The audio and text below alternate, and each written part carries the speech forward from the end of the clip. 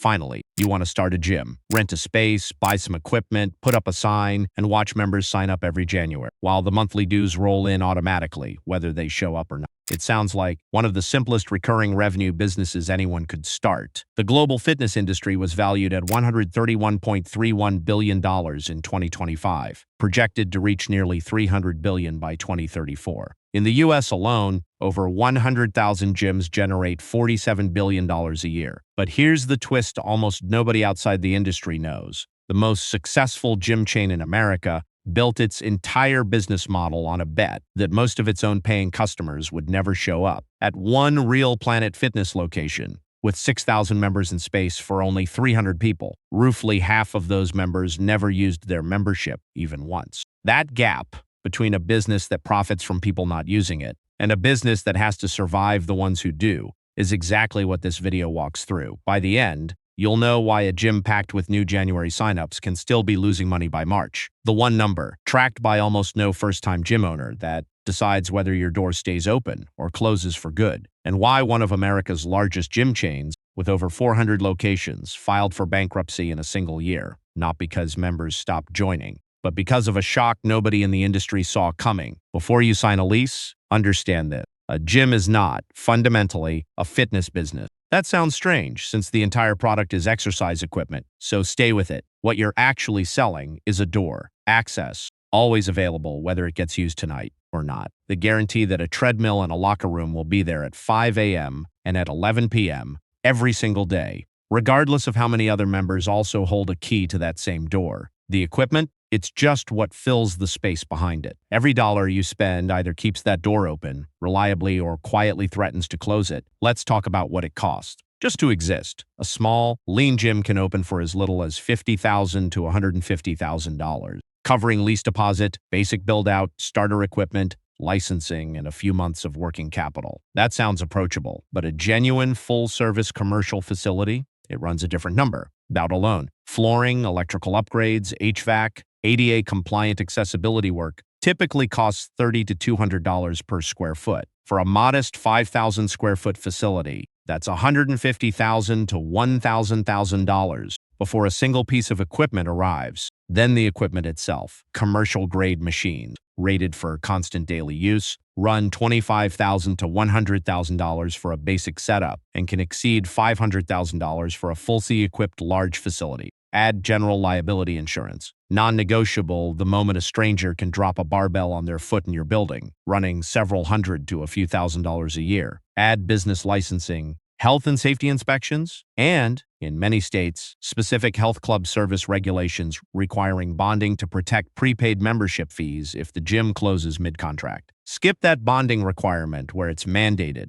and you're risking the license to operate at all. Add it together, and a genuinely credible mid-sized commercial gym runs somewhere between $100,000 and $250,000 before a single member's first payment clears, with flagship facilities easily running past $1 million. That is the cost to exist. Now the cost to actually operate, and this is where most first-time owners underestimate badly, the single largest recurring cost. Labor, the median wage for a fitness trainer or instructor in the U.S., $160 a year as of May 2025. According to the Bureau of Labor Statistics, roughly $22 an hour. That sounds manageable. But add payroll taxes, workers' compensation for a job with real injury risk, and the front desk and cleaning staff a gym runs constantly, and a lean facility easily carries $150,000 to $300,000 a year in total labor costs. Add utilities, a mid-sized, always-open facility running HVAC, lighting, and rows of cardio equipment typically runs $5,000 to $8,000 a month, every month, whether attendance is high or low. Add equipment maintenance and eventual replacement. Add software for billing and access control, $75 to $200 a month. Stacker it together, and it becomes clear. The lease was never the hardest number in this business. Here's the mechanism that quietly decides whether a gym survives, and it doesn't have a dramatic name. It's simply called churn, and it works like a revolving door, propped open on both sides at once. According to the Health and Fitness Association's 2025 benchmarking report, the industry's average annual member retention sits at just 66.4%. That means roughly 1 in 3 members who walk through your door this year will be gone by the same time next year, and you have to replace every single one of them just to stand still before you've grown at all. Most first-time owners budget for the members walking in. Almost none properly budget for the marketing spend required just to replace the ones quietly walking back out. And a single bad quarter of retention can erase the profit from an entire strong sales season. The revenue model on paper is beautifully simple. Take your average monthly membership fee, multiply it by your total number of members. A gym charging $40 a month with 2,000 active members brings in $80,000 a month, roughly $960,000 a year. On a spreadsheet, that's an outstanding small business. But that formula assumes every member sticks around. And that capacity is never the real constraint, and that's exactly backwards from how this industry works. Two gyms with identical square footage, equipment, and pricing can have wildly different outcomes based on one number: how many members simultaneously try to use the space. Planet Fitness deliberately signs up 6,000 to over 7,000 members per location, with room for only a few hundred at once, precisely because it knows most won't come. That's not a flaw, it's the model, because a member who never shows up costs nothing, while a member who visits 4 times a week wears out your equipment and crowds your floor. Same door, wildly different economics, depending on who's actually walking through it.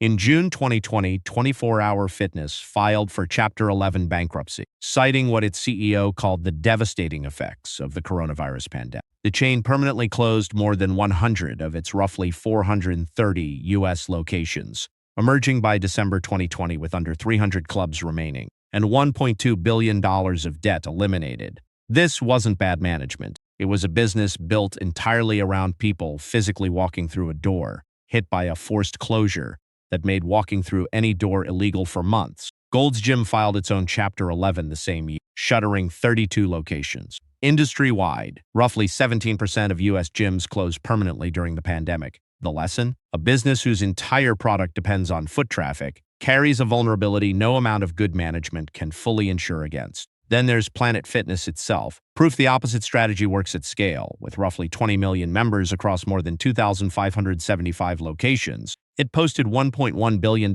in revenue in 2023, up 14.4% year over year, charging as little as $10 a month, achieving four-wall margins of 35 to 40% by engineering low utilization into the model. From day one, the lesson: understanding how members will actually behave matters more than how impressive your equipment looks. Scenario 1, everything goes right. A 5,000 square foot mid-market gym, $150,000 to open, charging $50 a month, holding 200 members at the industry average 66.4% retention. Annual revenue, approximately $720,000. Annual costs, approximately $525,000. Net profit, approximately $195,000 a year. Recovering your investment in under a year. Scenario 2, the realistic version. Same facility, same equipment. A budget competitor opens nearby, undercutting your price by percent. Retention falls to 55%, forcing you to nearly double marketing spend. One machine fails, an unplanned $12,000.